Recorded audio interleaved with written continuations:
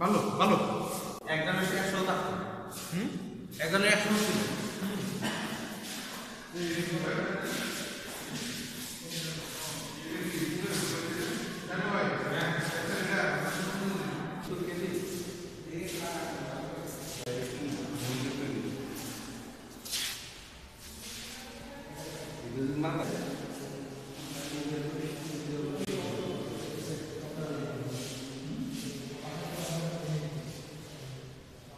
ঘন্টা এর ওজন প্রায় 370 কেজি।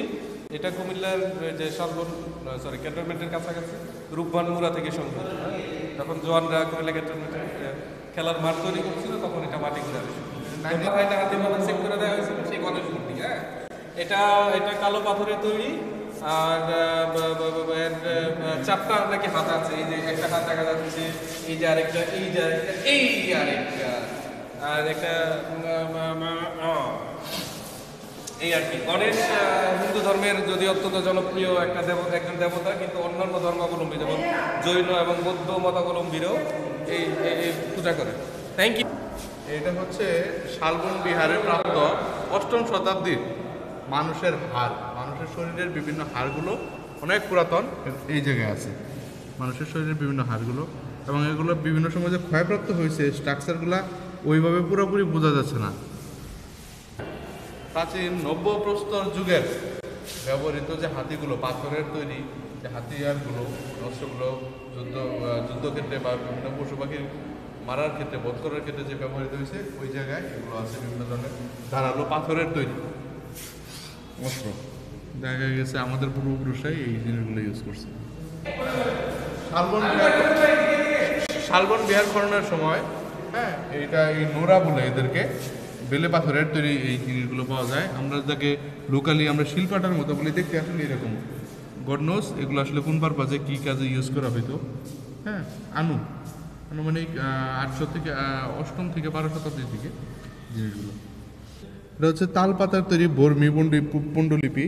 হ্যাঁ, বার্মিজ ভাষায় লেখা। এটা ল্যাঙ্গুয়েজগুলো লেখা যদি আপনি খেয়াল করেন, দেখতে পারবেন যে বার্মিজ, আমরা যে বর্তমানে যে বার্মিজ যে ল্যাঙ্গুয়েজগুলো আছে বা আচারের প্যাকেটে যে আমরা লেখাগুলো দেখতে পারি, অনেক হিন্দি, তামিলের যে তামিলনাড়ুর যে ল্যাঙ্গুয়েজগুলো সাউথ ইন্ডিয়ানের, ওটার সাথে অনেকটাই মিল আছে বর্মিজ। হ্যাঁ, তারপরে এইদিকে আসেন, এদিকে আছে তুলট কাগজ। আমরা তুলট কাগজের নাম শুনছি। তুলট কাগজের উপর বাংলা যে হস্তলেখাগুলো দেখেন, অক্ষরগুলো দেখে বোঝা যাচ্ছে এটা বাংলার সাথে মিল আছে, অনেকটাই মিল আছে। এবং কাগজটার নাম হচ্ছে তুলট কাগজ। তুলট কাগজটা হচ্ছে প্লাস্টিকের উপরে মনে হয় একটা কাগজের পরদের মতো এরকম। তুলট কাগজ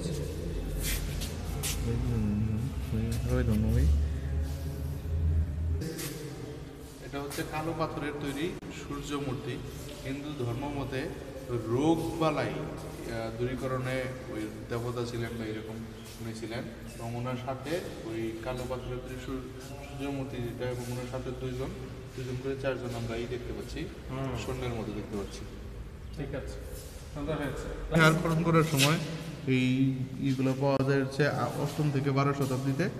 হ্যাঁ, এটা হচ্ছে অলঙ্কৃত ইটের ভিতরে অলঙ্করণ করা পদ্ম আছে। তারপরে এদিকে আছে মৃৎপাত্রের বিভিন্ন দ্রব্যাদি আছে, ওই আমলের ব্যবহৃত মাটির তৈরি যে জিনিসগুলো, মৃৎশিল্প। আমরা বর্তমানের ব্যবহৃত জিনিসগুলোর সাথে অনেকগুলো মিল আছে।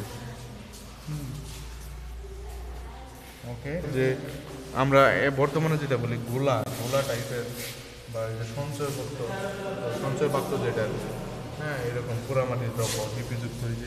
সেখানে যে লিপিযুক্ত লেখা। হ্যাঁ ভাই, বলেন কোনটা বলবো? আচ্ছা, এখানে আমরা যা দেখতে পাচ্ছি এগুলো হচ্ছে শালবন বিহারে প্রাপ্ত বিভিন্ন মৃৎপাত্র, যেমন রয়েছে পোড়ামাটির দ্রব্যাদি, তারপরে নকশা করা পাত্রের টুকরা, তারপরে এটা হচ্ছে সঞ্চয় পাত্র। এই যে আমরা এখন সঞ্চয় করি যে, তার মধ্যে দেখেন এই যে ব্যাংকের যে কাঠামো আমরা যে আমাদের কুমাররা বানায়, ঠিক সেরকম কাঠামো। তাহলে এত বড় যেহেতু ব্যাংক, তাহলে পয়সাটা কত বড় ছিল এটা বুঝতে হবে। আর এটা 8ম এবং 12শ শতাব্দীর পোড়ামাটির দ্রব্যাদি, যেগুলি শালবন বিহার খনন করে আমরা পেয়েছি। এখানেও সঞ্চয়পত্র রয়েছে। এখানে রয়েছে কুমারের তৈরি বিভিন্ন হাতিয়ার। অবশ্য আমি দেখতে পাচ্ছি পাত্রের মতো হাতিয়ার কীভাবে বলে আমি জানি না। আর নিচে রয়েছে মাটির প্রদীপ। এগুলো সঞ্চয় পাত্র, ঠিক আমরা আগেরগুলো যেরকম দেখেছিলাম। লোকিতেশ্বর, হ্যাঁ, এটি ব্রোঞ্জের তৈরি একটি মূর্তি। আর এটি 2002 সালে আনন্দ বিহার খননের সময় পাওয়া গেছে। এটিকে বৌদ্ধ মূর্তি ইত্যাদি ইত্যাদি। ধন্যবাদ।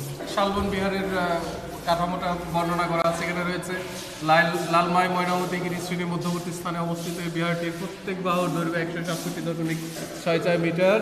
4টি বাহুতে রয়েছে সর্বমোট 115টি ভিক্ষুকক্ষ। এটি ব্রোঞ্জের তৈরি। আর এটি বজ্রাসনে বসা বুদ্ধ মূর্তি। এটি 1994 সালে বৌদ্ধবিহার প্রত্নতাত্ত্বিক খননে প্রাপ্ত। এটি মূলত আনুমানিক খ্রিস্ট 9-10 শতকের একটি নিদর্শন। ধন্যবাদ। উৎকর্ষ ফসিল, আমরা যে ফসিলের নাম শুনেছি, এই হচ্ছে তার নমুনা। হ্যাঁ, ধন্যবাদ। হ্যাঁ, ওকে।